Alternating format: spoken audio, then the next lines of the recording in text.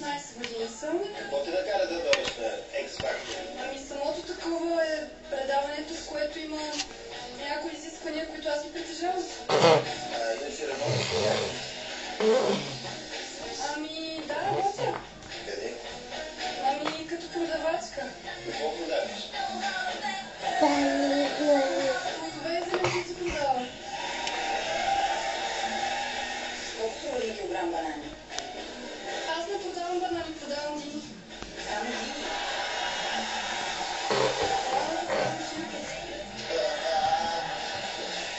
Добре.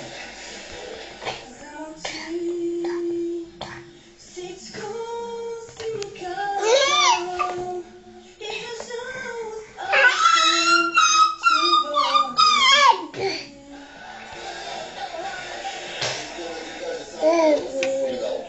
Малко проститутка на сцена. Всеки ден поглежда в огледалото, за да